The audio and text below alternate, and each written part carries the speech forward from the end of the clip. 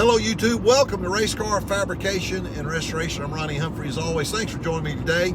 We're on the road, as you can see. We're headed to Knoxville, Tennessee to pick up our next project. I'm so excited about this. We've known about it for a couple of weeks. Stay tuned and we'll show you what it is.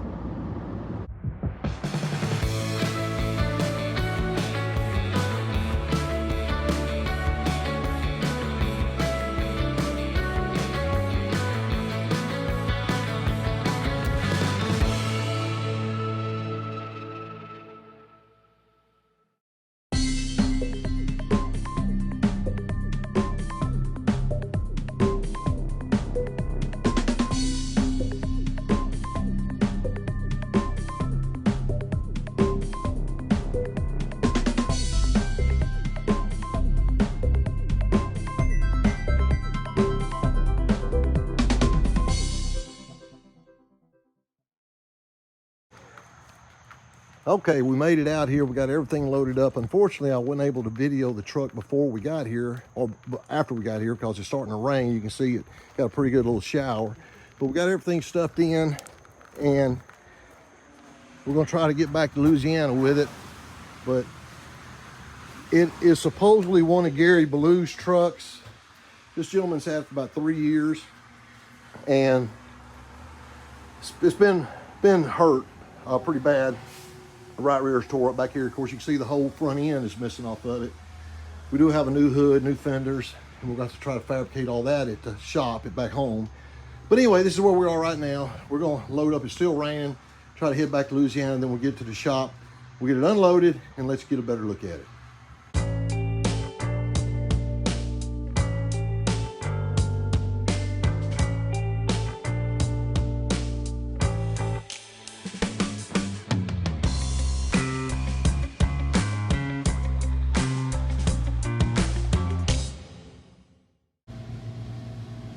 Well, we got the truck back to the shop here in Louisiana. I apologize for the order of the videos. Between the rain and driving 2,600 miles in 2.5 days was a little overbearing. But the truck is supposedly a former Gary Ballou truck, Hot Shoe Gary Ballou. I'm actually friends with Gary. I called him last Sunday, and he told me some things to look for on the truck. There were actually 2 trucks. This truck supposedly was built to run Bristol. I think it is definitely a short track truck.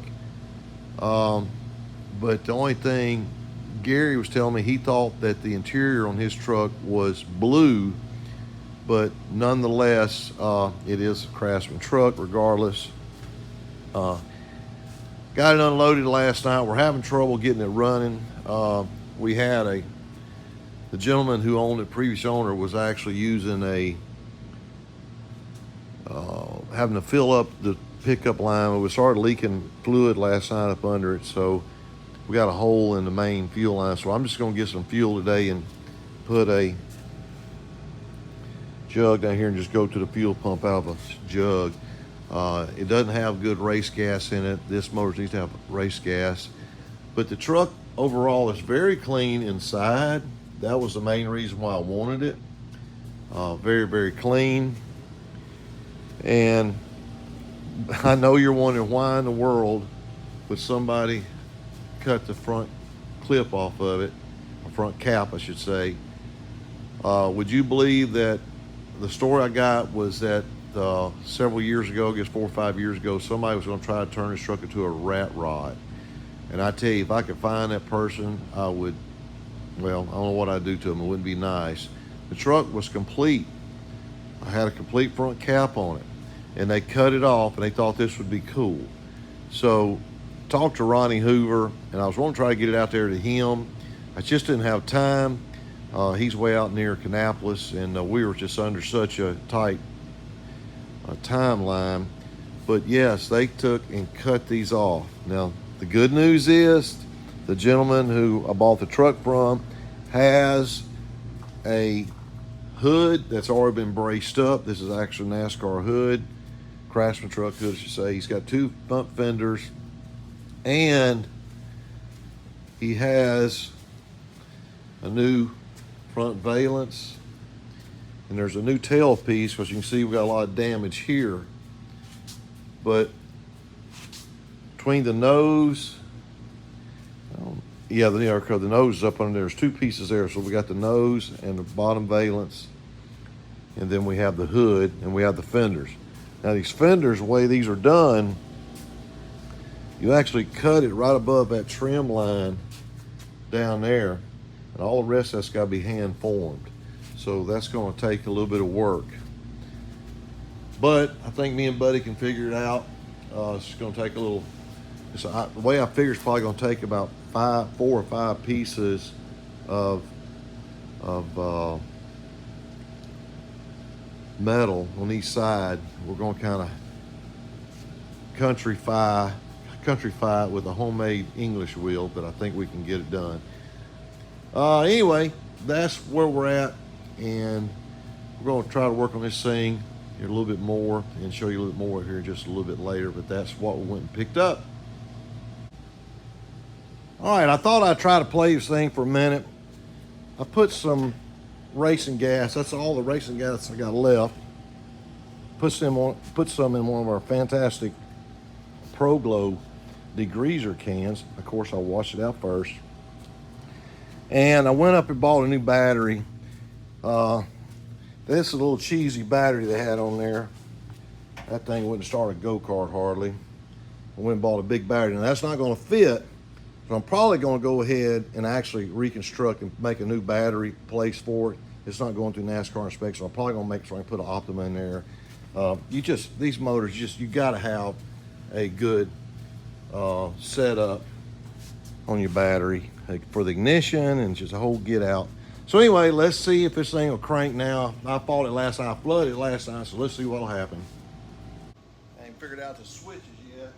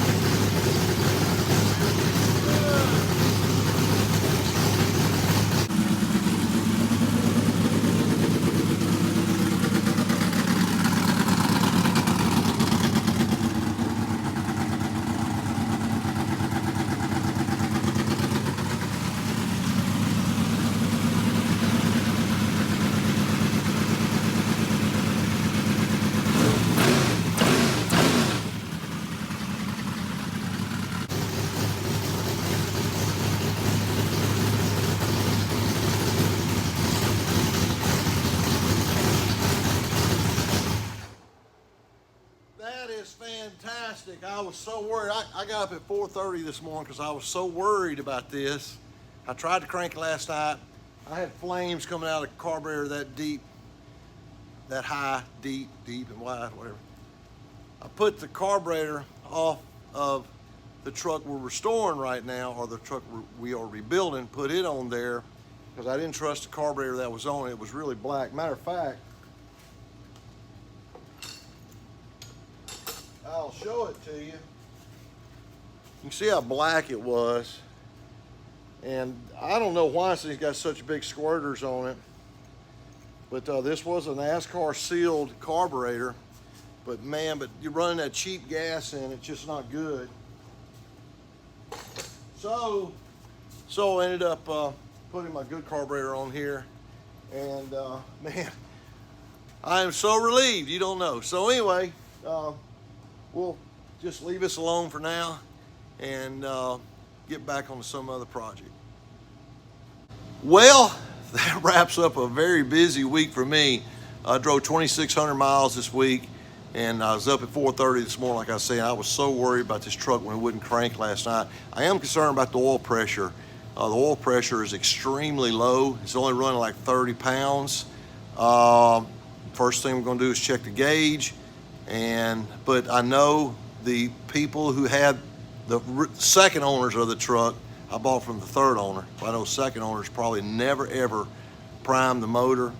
On these dry sump motors, you've got to prime the oil system, and there's no telling how much damage has been done to his bearings through the years. So I'm going to pull the filter out of the system, look and see if we see any particles in there, and we may have to pull this motor out. I sure don't want to do that, but I have to put the motor out, pull the motor out, put bearings in it. That's going to be really frustrating when it's a truck that was never raced, but that's what happens sometimes. But appreciate you guys watching as always. Don't forget to hit that like button and that subscribe button. Thank you very much for those of you who have subscribed and follow us faithfully. I greatly appreciate it. Have a fantastic rest of your day. We'll see you next time on Race Car Fabrication and Restoration. God bless you. You take care.